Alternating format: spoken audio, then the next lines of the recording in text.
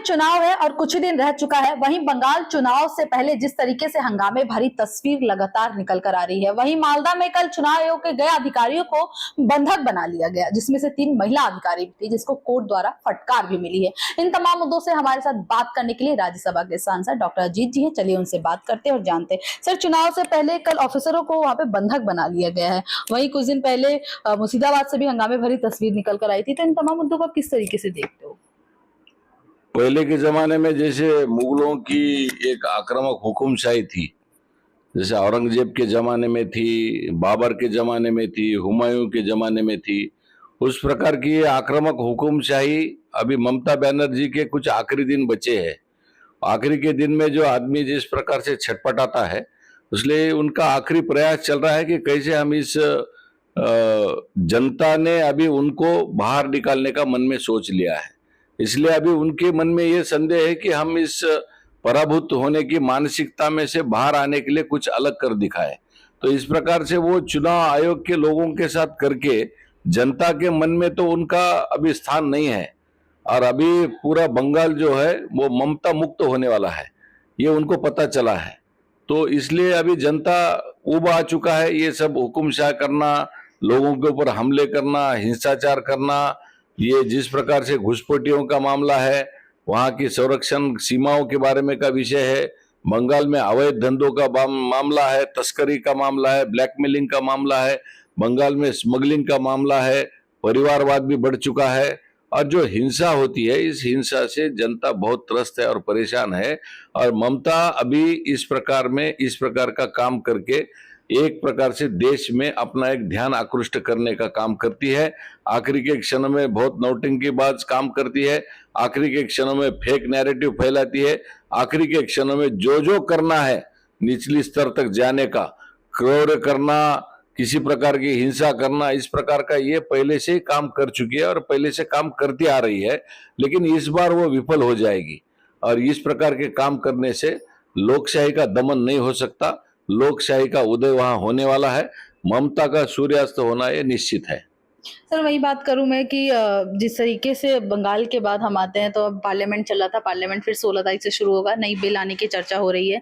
वहीं सीटें बढ़ाए जाने की बात हो रही है कि जहां भी 543 सीटें लोकसभा के, अब 816 कर दी जाएंगी, जिसमें से 50% महिला आरक्षण सशक्तिकरण को सर दिया जाएगा। तो इसको आप किस तरीके से देखते हो? जो काम 70 साल में कांग्रेस ने नहीं किया, वो काम प्रधानमंत्री मोदी जी के नेतृत्व में हो रहा है। महिला सशक्तिकरण की बात सिर्फ भाषण में नहीं होता है, महिला सशक्तिकरण की बात धरातल पे लाना पड़ता है। इसलिए मोदी जी ने इस विषय को, इस विधेयक को लाकर हमारे देश की सारी महिलाओं का, अभी महिला सशक्तिकरण का अभी राज आने वाला है। और महिला का नेतृत्व इस देश में होना, ये तो मोदी जी का सपना था। ये तो कांग्रेसियों ने अभी तक किसी महिलाओं को आगे नहीं लाया है।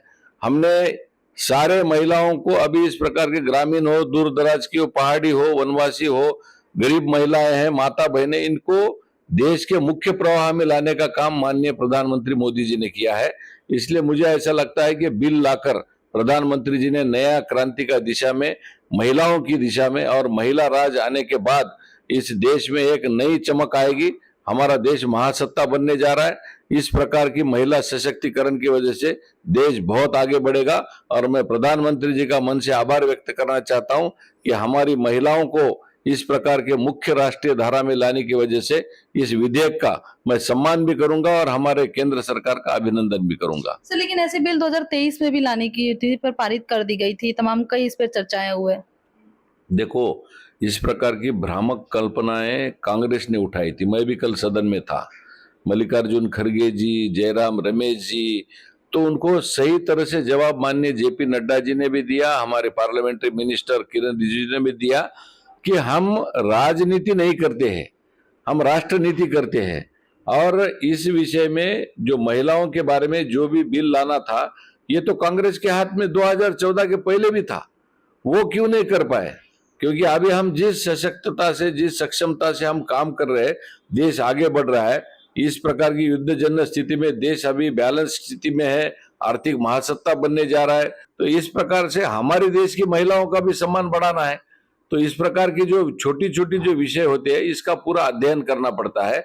बिल लाने के लिए पूरी तैयारी करनी पड़ती है। इसलिए अभी वो सही समय आ चुका है।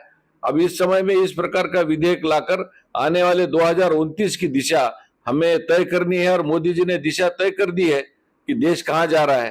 तो महिलाओं के हाथ में देश की धुरा देना है, इसलिए मोदी जी ने हम सबको इस बारे में जो विधेयक लाकर ये सारे महिलाओं हमारे जो अभी विधायक बनेगी, सांसद बनेगी, देश का नेतृत्व करेंगी, देश की धुरा उनके हाथ में आएंगी, ये सम्मानजनक बात है। महिलाओं का सम्मान बढ़ाने का काम माननीय प्रधानमंत्री जी कर रहे हैं। सर आखिरी सवाल, सर आप भी राज्यसभा से आते हो, राज्यसभा के एक और सांसद है राघव चड्ढा जो कि युवाओं के बीच में काफी सुर्खियों में बने रहते हैं। वहीं आम आदमी पार्टी ने डिप्टी स्पीकर के पद से उन्हें हटा दिया गया। उन्होंने ट्वीट करके अपनी ओर से बयान दिया है कि मुझे चुप कराया गया है, मैं हारा नहीं हूं। और आगे जिस लोगों का कहना है कि जिस तरीके से लोग उन्हें प्यार करते हैं, प्यार वैसे भी करेंगे, लेकिन उन्हें बोलने का अधिकार हटा दिया गया, जबकि वो आम जनता के मुद्दे राज्यसभा में उठाते थे।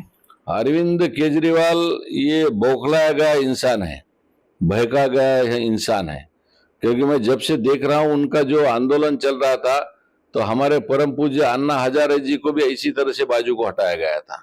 उनके पास काम करने वाली जो हमारी बहन है स्वाति मालीवाल, उसको भी इसी तरह से जो पब्लिक के का ये उठाती है, प्रश्न उठाती है, उसको भी इसी तरह से उन्होंने बाजू में हटा दिया था। वो बेचारी उनके ग्रुप में रहते हुए भी वो अकेले रहती है। राघव चड्ढा के बारे में मैंने देखा है कि वो अच्छे अच्छे मुद्दे उठाते हैं। तो अच्छा जो आदमी जो पॉपुलर हो रहा है, जो आदमी जनता के मुद्दे उठा रहा है, भले चाहे वो विपक्ष का हो, तो हम लोग उनकी सराहना करते हैं। तो इस प्रकार के पक्ष में इस प्रकार की दमनशाही, दमन चक्र चलाने का काम अरविंद केजरीवाल बहुत सालों से करते आ रहे हैं। मेरे कान के ऊपर कोई न जाए, मेरे आगे कोई न जाए, और इस प्रकार की तो नीति अन्ना हजारे जैसे पवित्र महान आत्मा के साथ किया था।